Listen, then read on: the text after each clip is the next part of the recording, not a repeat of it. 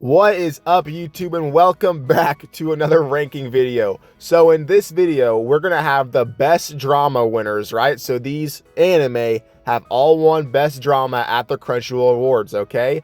This list was rough. These are all really good. This is like the hardest category we've done so far, in my personal opinion. You could probably switch around my top 5 and I'd be like, yeah, that makes perfect sense. You know what I'm saying, dude? All these anime are fantastic anime. I recommend checking out all of them, guys. But anyway, getting into our anime, our winners, right? Starting from left to right at the bottom here, we have the 2016 winner, Erased, the 2017 winner, The Ancient Magus Bride, the 2019 winner, Skipping 2018, we have Vinland Saga Season 1, the 2020 winner, we have Fruits Basket Season 2, the 2021 winner, we have To Your Eternity Season 1, the 2022 winner, we have Attack on Titan Season 4, Part 2, the 2023 winner is Attack on Titan Season 4, Part 3, and finally, our latest winner, the 2024-2023 winner, right, is frieren Season 1. But starting off our list at the number 8 spot is going to go to the Ancient Magus Bride. Being last on this list is definitely not an insult. This anime is really good. What this anime excels at is its atmosphere, right? That feeling of loneliness in the visual beauty that Ancient Magus Bride brings to the anime genre is top tier, guys. Top fucking tier. Also, the relationship between Chise and Elias almost feels melancholic. It's very unique to its genre, right? I wouldn't expect something to feel very like real and melancholic, right, in a drama, but that's what this anime brings to you. And I mean, this is good. This anime is really good. So there's no like disrespect here putting it in 8th spot. The one thing it does struggle with is that the building up moments can feel a little slow and the payoffs can also not feel that rewarding.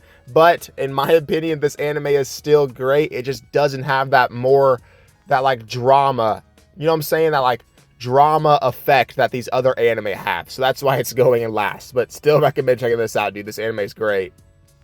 Anyway, moving on to our 7th spot here, and just above the Ancient Magus Bride is going to go To Your Eternity Season 1. This anime is probably the most emotionally painful anime on this list.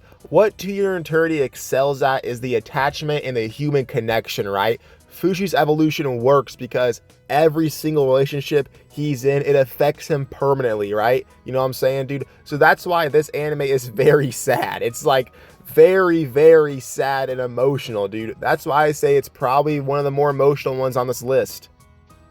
The reason it is low on the list is because I think it is a bit more repetitive than the other ones, right? I think it relies on a little bit more emotional tragedy than all the other ones do, okay? Which is why it's a little bit low on the list. No slack, though. This anime is obviously great.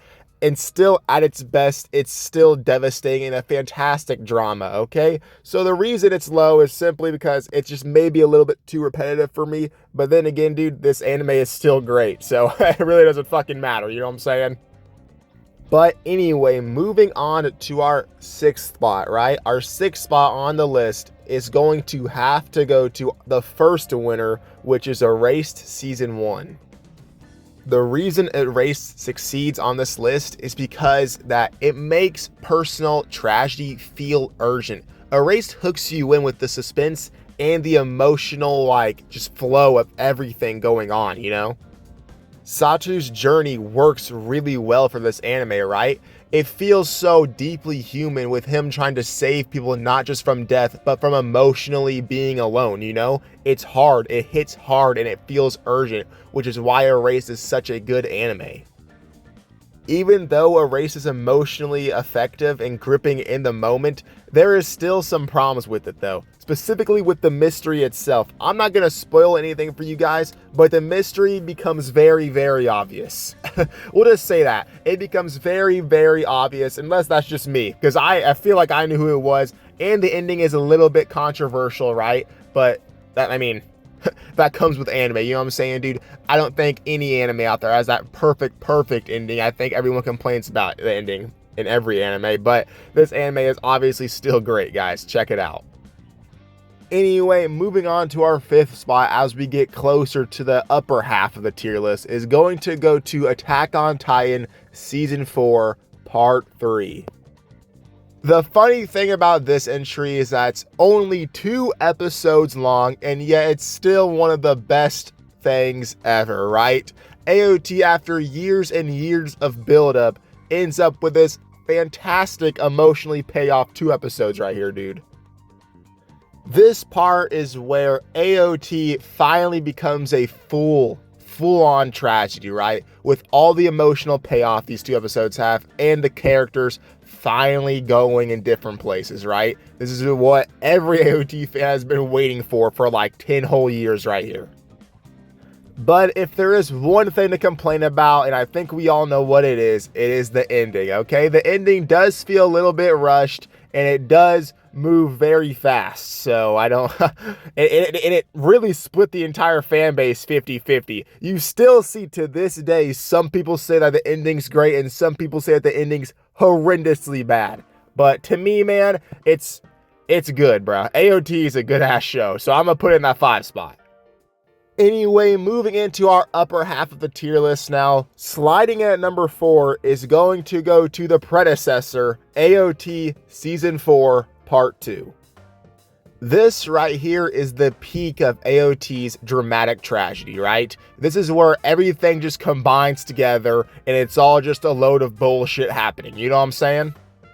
Part 2 excels at suspense, right? Every single week-to-week basis, the fans are wanting to know what the fuck is going to even happen next. You know what I'm saying, dude? Every single episode feels massive. And on top of that, it has tighter pacing, right? Like I said before, with part 3 of the final season, the pacing can feel off at times. You know what I'm saying, dude? Which is why this is above part 3. Because the pacing is just better. Part 2 is just a better balance from part 3, which is why it goes above part 3 and into that 4th spot on this list. Anyway, now moving into our top 3, right, with our final 3 left, going into that 3rd spot is going to go to Fruits Basket Season 2.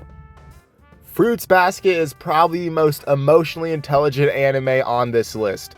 Why Fruits Basket excels is because it masters the art of emotional pain without it being emotionally exhausting, right? You're always interested in what's happening.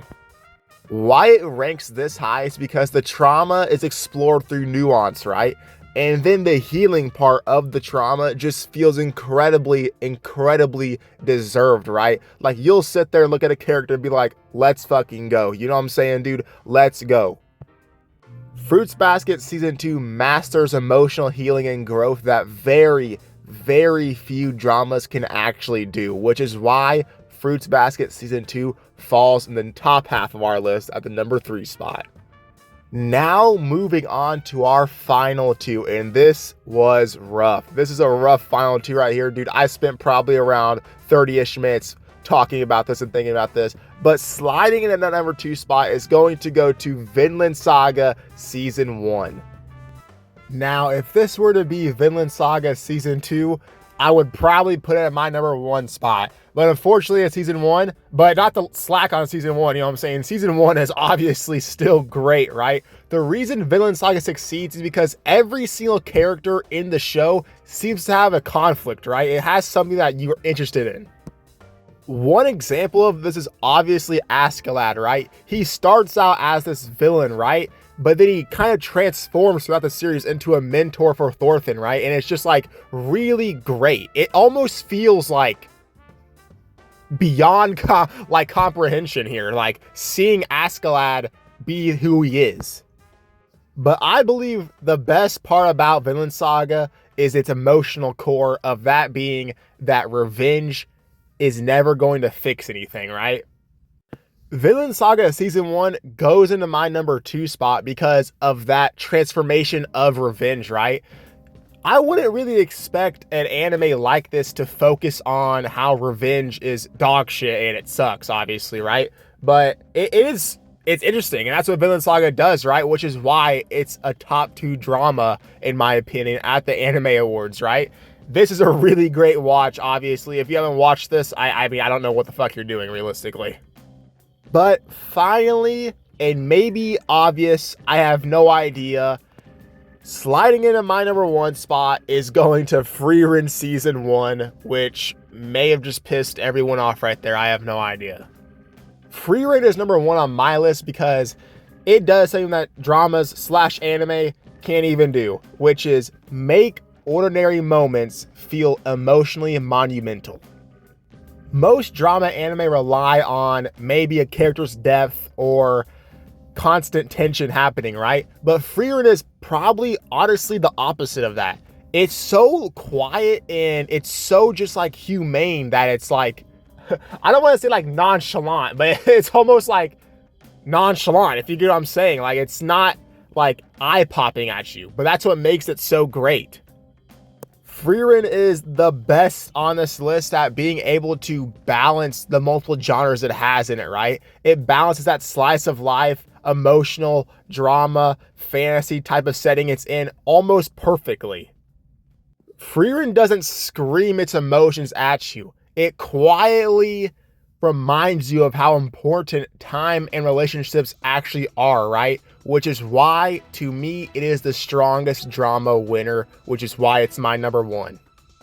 But anyway, that is it for this list, guys. Let me know how you felt about my list. Drop your list down in the comment section below. I can already feel a lot of people are going to be pretty pissed about that Frieren pick. But at the end of the day, you know what I'm saying? It's my opinion. You know what I'm saying? It's probably never going to change, obviously. But at the end of the day, I just think Frieren's better than a lot of these other anime out here right now. Anyway, let me know what category you would like to see next. I'm thinking about doing movies next, but we'll see whenever the fuck I upload the video. You know what I'm saying, dude? But anyway, I hope you guys enjoyed this episode of this ranking, right? Let me know what you want to see next and drop your tier list down in the comment section below.